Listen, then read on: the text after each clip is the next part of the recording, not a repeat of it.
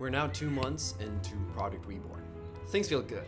I have a plan, I'm doing the right things, and I actually feel like I'm making a ton of progress. I have performed technical football sessions out on the pitch, I have pushed myself in the gym, I have analyzed my game, I've utilized the power of virtual reality to improve my awareness, my vision and my decision making, and I've even had psychology sessions to get a better understanding of my own mind and how I can use that to my advantage out on the pitch. However, I've also started to notice a few limitations. At the start of Project Reborn, I decided that I didn't want to play in a team because I wanted the freedom and the flexibility of not having to go to a team training or attend the games to be able to work on myself individually without the constraints of team football. Most of the pieces of the puzzle are now in place, but I also feel like there may be a missing piece within this puzzle. And that's something I really need to think about and consider before I make my choice.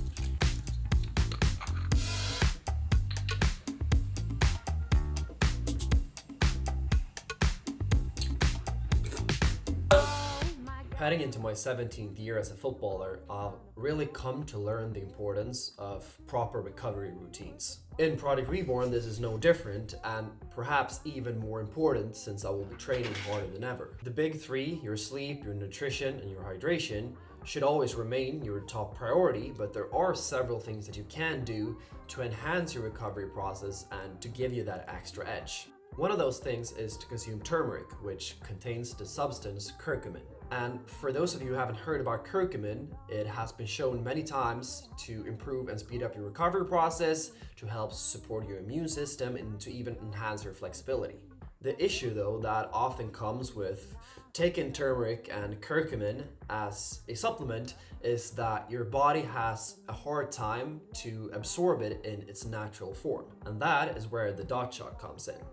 I've been taking DotShots for a couple of years at this point, and especially now in Project Reborn, they have really become a staple in my daily routine. And it doesn't hurt that they taste really good at the same time. They are currently selling in 2 different flavors, one lime and one citrus, that also has the benefit of also containing ginger and vitamin C to help you in staying free from illness, especially now during the winter. For anyone currently located in the United States or in Sweden, I'll leave a link in the description where you can go and check it out. And with the code OJ20, you will get 20% off when you order your DotShot. And if you decide to subscribe, you will get a reoccurring order to help you maintain that consistency. And if you do so, you will also get a further 10% off plus free shipping.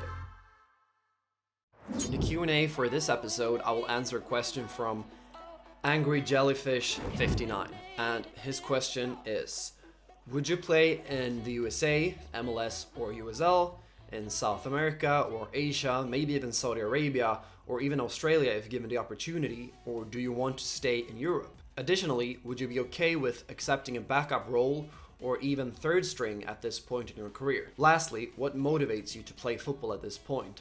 Is it money, fame/followers, to inspire others, or maybe a mixture? #Reborn. So starting off with the first question, would I be open to leaving Europe and play somewhere else in the rest of the world? The short answer is yes, I would be open to doing that. Actually eager to try to play overseas. It's a dream of mine that I really want to achieve. And if that is in Europe, or if that is in the USA, or in South America, or in Australia, or wherever really, and every situation that comes along, I will have an open mind and really look at them wherever it is in the world. For his second question, if I would be okay with accepting a backup role or a third string role at this point in my career, I would say that I really want to play. I want to be a starter. I've kind of been a backup player in the last couple of years, and I really would like to achieve a starting place. I will turn 24 in a couple of weeks. So I'm really heading into the best years of my career, and I really want to be a starter player, be a big contributor for the team that I play for. However, if an opportunity comes along from a team at a higher level that I've never really played at before, I would be open to joining that team, even if they tell me that I will have a backup role.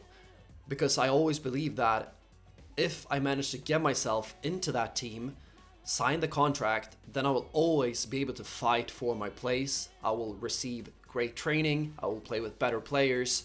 So I think it's a win-win no matter what. Even if they tell me I will have a backup role initially, I will always be able to affect that by putting in the work, by performing in training, by performing in games, and then eventually I may be a starter in that team as well. So I always think that when you're trying to reach a higher level, you have to be willing to accept a backup role and then just fight your way and get closer and closer to that starting spot that you so deeply desire. And the last question, what motivates me to play football at this point? Is it money, fame, followers, to inspire others, or maybe a mixture? At this point, I would definitely not say that it's money. When I was younger, when you saw the players in the highest leagues and the salaries that they had, of course, it was a big motivator to, have that type of lifestyle. Of course, money plays a part, but it's not very high up on my priorities, at least at the moment.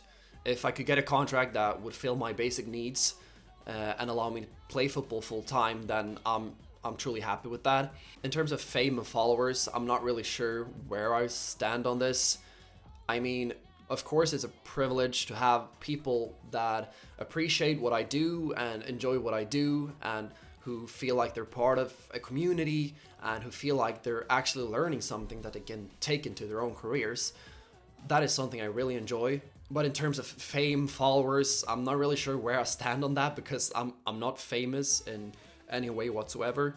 But I would say that it's a mix of, I want a larger following to be able to help and affect even more people, even more players within their careers, and help them. And if I'm able to help them to achieve their dreams, that, you know, destiny fulfilled. Now, but to be honest, like, I don't care so much about the numbers. Of course, I look at them, I'm happy when I get more subscribers, but ultimately it's more about how many people that I'm able to affect and help out. That's really what motivates me to keep doing this YouTube channel. And that was more YouTube related, I think. But what really motivates me to play football, and what I believe has motivated me for a long time, it's not the money, it's not fame or followers or anything of that nature. It's more along the lines of self-improvement and feeling like I'm making progress as a player, but also as a person. I feel like there's an opportunity to always get better, no matter how good you are or how new you are to the game. You can always get better, and that is what truly motivates me. I believe deep down that I know that if I put in the work, I will improve and I will get better. And I'm kind of obsessed with that, of always improving, always getting better, not just in football, also in my YouTube videos. I'm trying to make every video a little bit better each and every time. When I was younger, I was more impatient, and I feel like I had to make progress really quickly. I've started to be, I'm still an impatient person, but I'm more patient and aware that good things take time, but as long as I'm doing the right things consistently, things will eventually go in the right direction. And then, you know, you're heading into the unknown. You never know what happens, and I think that's also a big motivator. I don't know what will happen. I will just keep putting in the work, keep doing the right things, and do that consistently. And then, you know, life will take me where it wants to take me. And I'm just happy to ride along for the journey and document that here on the channel. And I think that's also an incredible thing that I will be able to look back on when I finally hang up my boots sometime in the future. When I'm sitting there as an old man, I will be able to look back on my life, on these videos, and see what I actually did, and really live back and live through those moments one more time. Yeah, it would be a really special situation, but I guess I could have a chat to them about it and see what they say.